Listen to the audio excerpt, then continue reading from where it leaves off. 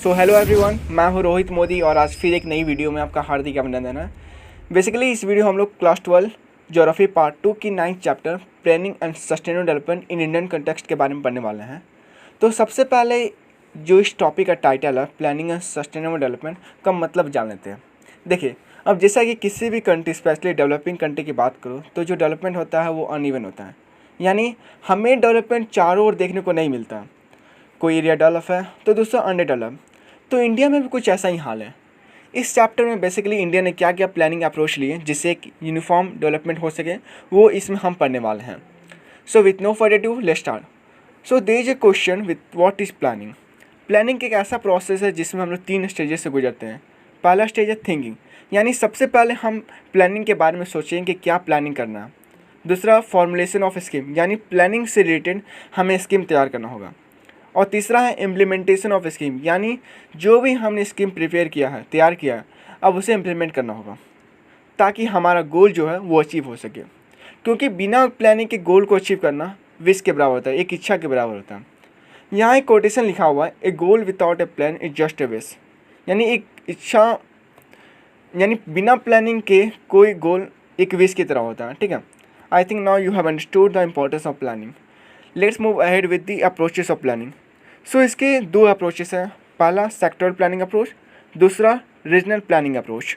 Sectoral planning approach वह approach है जिसमें सेक्टर्स इकोनॉमिक जैसे एग्रीकल्चर, इरिगेशन, पावर, मैन्युफैक्चरिंग को कंसीडर किया जाता है। इसमें इससे रिलेटेड प्लानिंग बनाया जाता है जिससे इसका डेवलपमेंट हो सके। दूसरा रीजनल प्लानिंग अप्रोच वह अप्रोच है जिसमें बैकवर्ड एरिया को कंसीडर किया जाता है। बेसिकली इस अप्रोचेस का मेन ऑब्जेक्टिव रहता है कि वो रीजनल डिस्पैरिटी को मिटिगेट करे, यानी रीजनल रिड्यूस करे और एक बैलेंस डेवलपमेंट अचीव करे। अब एक एरिया तभी इकोनॉमिक डेवलपमेंट अचीव कर सकता है जब उसके पास एक अच्छा रिसोर्स बेस हो, टेक्नोलॉजी और सबसे महत्वपूर्ण इन्वेस्टमेंट हो। इंडिया में बहुत सारे ऐसे जगह हैं जहाँ रीजनल डिस्पैरिटी या फिर सोशल डिस्पैरिटी देखने को मिलता है। तो इन सभी को फोकस में लाने के लिए प्लानिंग कमीशन, जो आज की डेट में नीति आयोग है, वो टारगेट एरिया और टारगेट ग्रुप को इंट्रोड्यूस किया। टारगेट एरिया में बहुत सारे प्रोग्राम आते हैं जैसे hill area development program, drought prone area development program, command area development program और last desert development program. Target group में 2 प्रोग्राम आते हैं। पहला स्मॉल फार्मर डेवलपमेंट एजेंसी, दूसरा मार्जिनल फार्मर डेवलपमेंट एजेंसी। अब बात करता हूँ हिल एरिया डेवलपमेंट प्रोग्राम की। इस प्लानिंग को 5 ईयर प्लान में इंट्रोड्यूस किया गया था जिसके अंदर 15 डिस्ट्रिक्ट को कंसीडर में लाया गया। 1981 में national committee on development of backward area ने 2 रेकमेंड किया था हिल एरिया को लेकर। पहला कि वो सी लेवल से वो 600 मीटर की अबव हो और दूसरा ये ट्राइबल सब प्लेन के अंदर में ना आए। इस प्लानिंग का मेन ऑब्जेक्टिव है कि अपने ही रिसोर्स से horticulture, plantation, agriculture, animal husbandry, forestry और स्मॉल स्केल इंडस्ट्री को डेवलप करें। दूसरा टारगेट एरिया का प्रोग्राम डॉट प्रोन एरिया प्रोग्राम है। ये 4th 5 ईयर में इंट्रोड्यूस किया गया था। इनिशियल में इसका प्लानिंग स्ट्रैटेजी कंस्ट्रक्शन लेबर की ओर था, बाद में ये irrigation project, land development program, afforestation जैसे प्लानिंग स्ट्रैटेजी को बन गया। इस प्लानिंग के अंदर 67 डिस्ट्रिक्ट को कवर किया गया। इसका मेन एम या ऑब्जेक्टिव एम्प्लॉयमेंट अपॉर्चुनिटी को जनरेट करना और एक प्रोडक्टिव एसेट क्रिएट करना था। अब हम पढ़ने वाले वार्मर रीजन का एक केस स्टडी के रूप में दिया गया जो कि चंबा डिस्ट्रिक्ट में लाया करता है। इस केस स्टडी में हम लोग जानेंगे कि किस तरह से सोशली और इकोनॉमिकली बैकवर्ड एरिया एक इंटीग्रेटेड ट्राइबल डेवलपमेंट प्रोजेक्ट के चलते प्रोस्पेरस रीजन में कन्वर्ट हो गया जाता है। यह एक बिगर अचीवमेंट मानी जाती है प्लानिंग कमीशन। कैसे, चलिए देखते हैं। ये रहा वार्मर रीजन का मैप जो हिमाचल प्रदेश के चंबा डिस्ट्रिक्ट में लाई करता है। वार्मर रीजन एक ट्राइबल एरिया है जो one of the most economically and socially backward area Himachal Pradesh में गिना जाता है।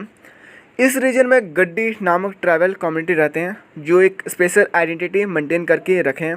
पहला, वो ट्रांसफॉर्मेंस प्रैक्टिस करते हैं, यानी समर सीजन के समय plain area to mountain area की ओर बढ़ते हैं और विंटर सीजन के समय माउंटेन पास्चर से प्लेन एरिया की ओर बढ़ते हैं। इस प्रोसेस ऑफ माइग्रेशन को हम लोग ट्रांसफॉर्मेंस कहते हैं। दूसरा, यहाँ के लोग गडीली डायलेक्ट में बात करते हैं। यहाँ का जो क्लाइमेटिक कंडीशन है वो हार्श है, लो रिसोर्स है और एक फ्रैगल इन्वायरमेंट है। According to census survey of India 2011, total population was 39,113 and the density of population was 21% per square kilometre, यानी 1 किलोमीटर स्क्वायर में 21 लोग रहते हैं। यहाँ एक जो इकनॉमी है पूरी तरह से एग्रीकल्चर और एलाइड एक्टिविटी पर बेस्ड है। इस रीजन को इंटीग्रेटेड ट्राइबल डेवलपमेंट प्रोजेक्ट के अंदर तब लाया गया जब गड्डिस को शेड्यूल्ड ट्राइब में रखा गया। इस प्रोजेक्ट का मेन एम कुछ इस प्रकार है। पहला, to improve the quality of Gaddis life. दूसरा, to narrowing the gap of development from other region, यानी वार्मर रीजन में और अदर रीजन के डेवलपमेंट में ज़्यादा गैप नहीं होना चाहिए। इसका पहला स्टॉप जो है transport and communication, agriculture and allied activities को प्रायोरिटी देना। School, health care facility, road, electricity जैसे इंफ्रास्ट्रक्चर को डेवलप करना। तो ये कुछ एक्शंस लिए गए जिसके कारण इनका रिजल्ट बहुत ही अच्छा मिला। पहला, लिटरेसी रेट में इंक्रीज़ होना, सेक्स रेशो में इम्प्रूवमेंट होना, डिक्लाइन इन चाइल्ड मैरिज, और यहाँ तक कि इनका जो इकोनॉमिक बेस्ड एक्टिविटी था एग्रीकल्चर, उनका प्रायोरिटी भी बढ़ गया। तो ये कुछ प्रोजेक्ट के फेवरेबल आउटकम्स देखने को मिले। अब नेक्स्ट टॉपिक जो है वह है सस्टेनेबल डेवलपमेंट, मतलब कि एक ऐसा डेवलपमेंट जो प्रेजेंट में तो हो लेकिन फ्यूचर के साथ उसका कोई कॉम्प्रोमाइज़ ना हो। फॉर एग्जांपल, अगर हम सोलर एनर्जी से इलेक्ट्रिसिटी को जनरेट करें इंस्टेड ऑफ कोल एनर्जी, तो ये सस्टेनेबल डेवलपमेंट का एग्जाम्पल है, क्योंकि इसका सोसाइटी में बुरा इम्पैक्ट नहीं पड़ेगा।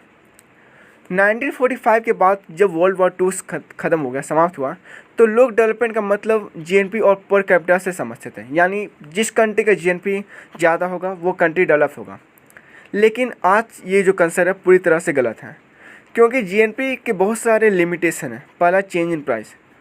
अब जीएनपी का फॉर्मूला होता है प्राइस इनटू क्वांटिटी, यानी कमोडिटी का प्राइस बढ़ेगा तो जीएनपी बढ़ेगा, जो कि सोसाइटी के लिए फेवरेबल नहीं है। दूसरा और लास्ट, अनडिस्ट्रीब्यूटेड जीएनपी।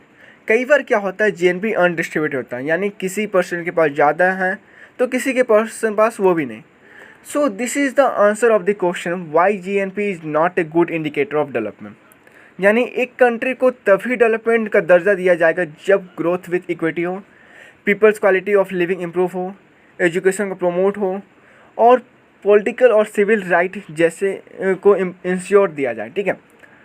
अब 2 बुक के पब्लिकेशन जैसे the publication bomb by Ehrlich in 1968 and the limits to growth by Meadows in 1972 के छपने से इन्वायरमेंटलिस्ट और कॉमन पीपल के अंदर एक फियर डेवलप हो गया इन्वायरमेंट को लेकर, जिनके चलते यूएन के द्वारा world commission on environment and development का स्टार्ट। यहाँ तक कि कमीशन ने एक रिपोर्ट भी तैयार किया जो आवर कॉमन फ्यूचर के नाम से जाना जाता है। इस रिपोर्ट में टोटली सस्टेनेबल डेवलपमेंट पर फोकस किया गया है। Let's move ahead with the other topic, that is Indira Gandhi canal command area. It is one of the largest canal system in India and also the longest canal in India. It was first proposed by Kanwar Sen in 1948, due to which it was launched on 31st March 1958. इस canal का origin Harike barrage से हुआ है जो पंजाब में है. Sutlej river इस canal को वाटर प्रोवाइड करवाता है. You can see in the given map of the origin place of the Rajasthan canal, that is Harike barrage. Total plan length की बात करो तो 9060 किलोमीटर है और total culturable command area 19.63 lakh hectare है, जिसमें से 70% लैंड का इरिगेशन फ्लो सिस्टम से होता है और 30% लिफ्ट सिस्टम से होता है. अब इस कैनाल सिस्टम के 2 स्टेजेस है. Stage 1 cover the areas of Ganganagar, Hanumangarh and northern part of Bikaner. It's culturable command area is 5.53 lakh hectare. Irrigation was introduced in early 1960. And stage 2 covered the areas of Bikaner, Jaisalmer, Barmer, Jodhpur, Nagpur, Nagaur and Churu district. Its cultivable command area is 14.8 lakh hectare. Irrigation system was introduced in mid 1980.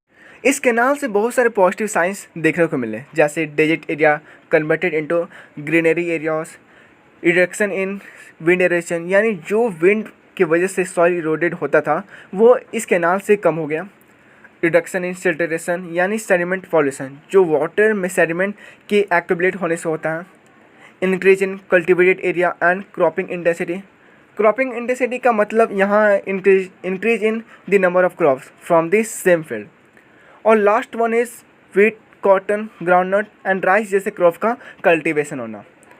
इस canal system के दो important negative sides मतलब साइंस हैं। पहला water logging, दूसरा soil salinity means increasing the soil content in the soil. अब last topic जो है measures for promotion of sustainable development. First one is strict implementation of water management policy. Second one is avoiding the water intensive crops and the encouraging to grow plantation crops such as citrus fruit. Third one is implementation of command area development program like lining of water courses, land development and वाराबंदी system in order to reduce the conveyance loss of water। यानी water transporter के समय जो water waste हो रहा है, चाहे वो leakage से हो या फिर किसी भी अदर सोर्स से हो, उसे हम कन्वेंस लॉस ऑफ वाटर कहते हैं। ठीक है। Fourth one is reclaim the affected areas of water logging and soil salinity. Fifth one is maintain economic development through afforestation, shelter belt, plantation and pasture development activities. Sixth one is to promote sustainable development is providing a decent financial and institutional support for cultivation of the land who have poor economic background. Seventh and the last one is expanding the economic sector in order to achieve the economic sustainability। इस तरह से इस video की and होती है। यदि आपको video अच्छी लगी हो तो इसे लाइक और शेयर करना ना भूलें। जय Hind and thanks for watching my video.